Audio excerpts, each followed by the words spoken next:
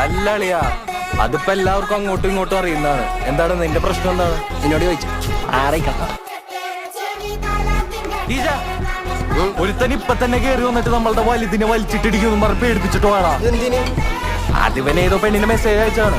അതിനവനെന്താ, ഒരു കുളത്തിൽ ഇപ്പൊ എത്ര പേര് മീൻ പിടിക്കും? നല്ല പവർ പഞ്ചുകളായിരിക്കണം കേട്ടോ. ഉമ്മ ചോദിച്ചതിനാണ് നീ പിടിക്കും. അല്ലെങ്കിൽ വേണ്ട, നീ എന്നെ പിടിച്ചേ.